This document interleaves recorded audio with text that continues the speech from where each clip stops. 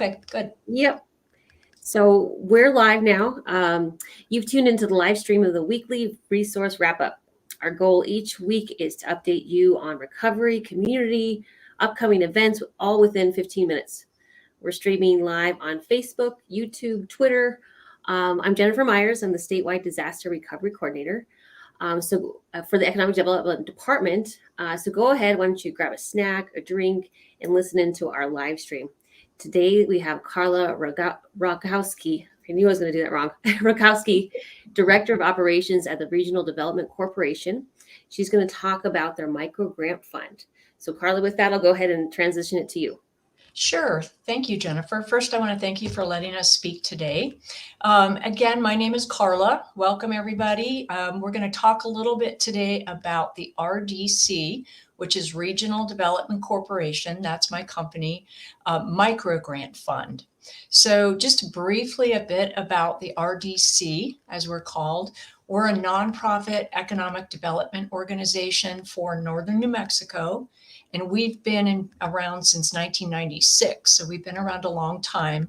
We're primarily funded by Triad National Security that manages Los Alamos National Labs, just to give you a feel for where we get our funding. So we have a program that started in 2019 for small businesses, and this is for-profit small businesses called a micro grant fund. Once a year, right around this time, we open up our micro grant fund for applications, and we're in that period right now. So any small business in our 7-county area, and I'll talk about that in a minute, you need to be located in the area that we work in. But if you're a for-profit company working in our territory, and you have a couple of different things to make you eligible. You need a business bank account, you need a New Mexico CRS ID number, and you need a federal tax ID number. Unless you're a sole proprietor and then you use your social security number, you're eligible to apply. So this is a grant, and a grant is something that you don't have to pay back, which is great after COVID for small businesses. But it's a grant of between $500 and $3,000 that you can apply for. This is a competitive process, so you are going to put in an application and we review it, and then we determine who gets awarded funds. And I'm going to talk in a minute a little bit about how that works, because our application process is a bit different. But first, let me go back and tell you where you need to be headquartered, where your business needs to be headquartered to be eligible to apply. So we work in a 7-county area in north central and northern New Mexico. So if your business is located in Santa Fe, Mora County, San Miguel County, Los Alamos County, Sandoval County, Rio Arriba County, or Taos County, you are eligible to apply. And I would strongly recommend, especially if you're in rural area in one of those counties, that you apply for this. This, again, is funding that can help move your business forward. And the idea here is to fund businesses so that we can give a little bit of capital that can help you to diversify your company, to sustain or grow your revenue, leverage other investments, and or put proper systems in place that can help you grow. So anything that can really help move your business forward, you can apply for under this grant.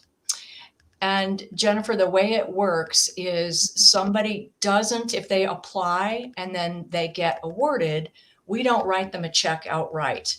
What happens is in the application, you're going to tell us what you would spend the money for if you're awarded. And again, between $500 and $3,000. So the things that you can apply for that are eligible are purchasing of equipment that you need to help your business move forward. And that can be anything from like a printer, could be if you're a manufacturer, maybe some manufacturing equipment, can be an additional computer again for your business. So equipment can be a service. So the service might be, I need to hire somebody to create a website for me, or I have a website and I need somebody to turn it into an e-commerce website, so a store online. That would be eligible. So that's a service. We also consider things like training a service. If you need to hire a consultant to come in and do some training for you or your staff, that could be covered. Might even be that you need to go to a lawyer and talk about trademarks for your business. Any sort of legal service could also be covered as a service. So equipment, service, and then also software. And we talk about specialized software. So it does not cover just your basic, I need to run my business software like Microsoft Office or Microsoft Outlook. But if you have specialized software that you need, like point of sale system for a restaurant, that could be covered with this grant. So services, equipment, and software, specialized software are covered. And let me go ahead and just explicitly tell you what's not covered also, because this can get a bit confusing and we don't want you to apply for something and then it turns out that what you've asked for isn't eligible. So things that aren't eligible are general operating expenses. So we know it's been a tough couple years for most businesses, but this grant will not cover things like general rent. If you have a rent payment or a lease payment for your business, your cell phone coverage for a period of time would not be covered. Things like salaries are not covered. And then also, very importantly, inventory or materials that go into your inventory to make inventory are not covered. So maybe you're a jeweler and you want to apply for this grant. And what you're thinking about applying for are maybe some gemstones, some silver, some gold that go into what you are creating to make your jewelry. And that unfortunately is not covered. We consider that a general operating expense. But maybe you're a jeweler and you need some equipment to help you create some of the jewelry faster, better, whatever. That would be covered. So keep that in mind. What's covered and what's not covered is really important in this grant. We have all of this. I'm telling you a lot of things right now, a lot of information, but a lot of this, most of this is on our website. And you can go take a look at it on our website at www.rdcnm.org. And we have the website up on the screen, I believe, right now, talking about the micro grant. A couple of other things. Let me also say that last year in 2021, we had, 66 people apply for this grant. And actually 48 of them did receive some, if not all, of the money that they requested. So this year, we're expecting to award about the same number, probably about 50 of these. So you'll have a good chance is the key here. Sometimes you apply for grant and it's a very small chance you're actually going to get the money.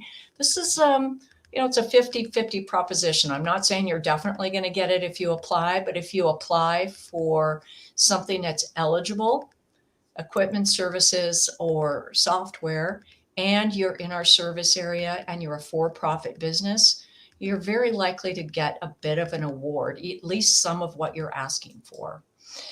Let's see, what else can I tell you? One of the things I also want to mention before you apply is you do need to have, again, I want to stress, a business bank account. So if you're a sole proprietor and you're mixing in the revenue you receive from your business with your personal bank account, that is not going to work. We actually need a bank account in the name of the business, because what happens with this grant is if you're awarded, again, we don't write you a check. You've told us what you want to buy. You're going to go out and make that purchase. So if it's a piece of equipment, maybe a printer, you're going to go buy it after we have an agreement in place. And immediately you're going to email us a copy of that paid invoice. We're going to reimburse you for the amount that you spent on that. Typically, that check will get to you within a week or two. so that if you put it on a credit card, you have to buy this outright, put it on a credit card. And by the time we reimburse you, it's going to be, you'll have plenty of time to pay off that credit card bill before it comes due. So we are going to reimburse you. And when we reimburse you, we're going to write you a check, and it's going to be made out to the business. So in the business's name. And that's why you need a business bank account. So think about that. Again, we'd love to have anybody that is interested in applying, apply. The way that you can get a hold of the application link, we have an online application this year, and I'm not publishing it outright. What you need to do, if you hear this and you want to apply, you want to send an email to info@rdcnm.org.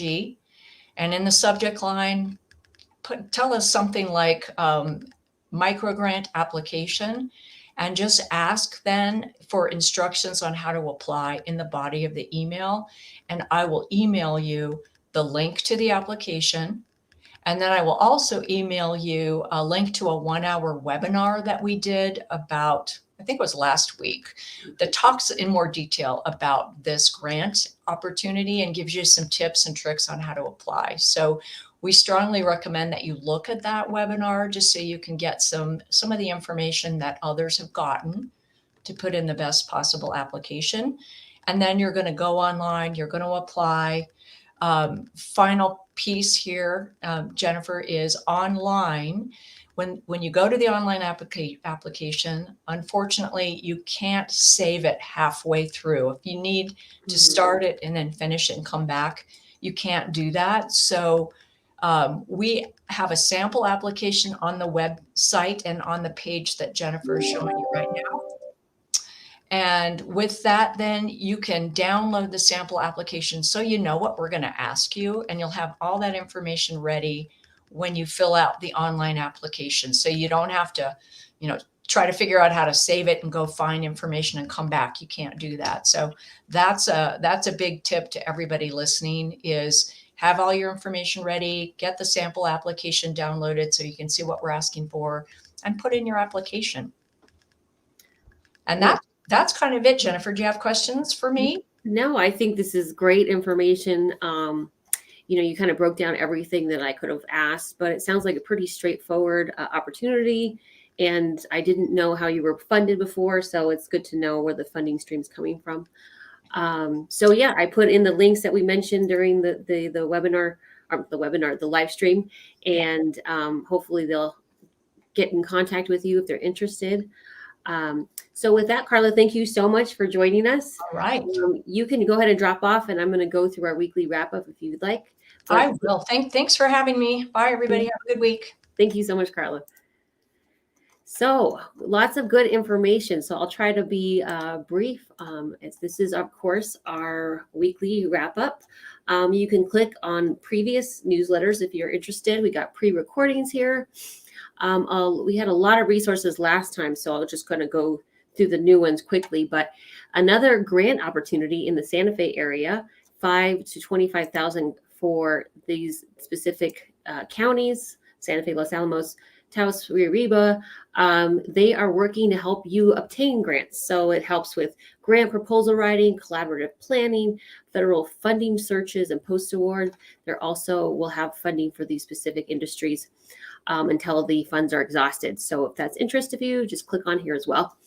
And last time I mentioned our outdoor rec is having some webinar series specific to the outdoor rec industry.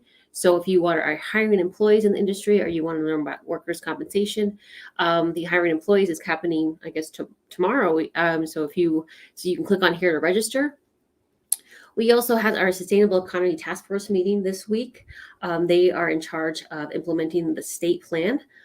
And then, of course, I've mentioned the NM Recovery Series. This week is happening on Wednesday. It's doing business with the state of New Mexico. So if you're wanting to get into the state of New Mexico and work the procurement process and learn about it, stay tuned for Wednesday. Also, we have our Trails Plus grant opportunity webinar that you can click on there. And then we still have our investment manager RFP for SSBCI still available and up. And that deadline is May 9th. Under the business resources, we have a partner we wanted to highlight, the Enchantment Land Certified Development Company, or ELCDC. It's a nonprofit. It helps with low cost lending. They partner with the SBA to do SBA 504 loans. So if you're looking for funding, you can click on the link and get directed to the website directly. We also have an SBIR opportunity available. This is specifically to improve the lives of people with disabilities through R&D and product development and generation by small businesses. So this is to help promote the needs for disability would promote health and function for the community living and employment outcomes. So that is due June 6th.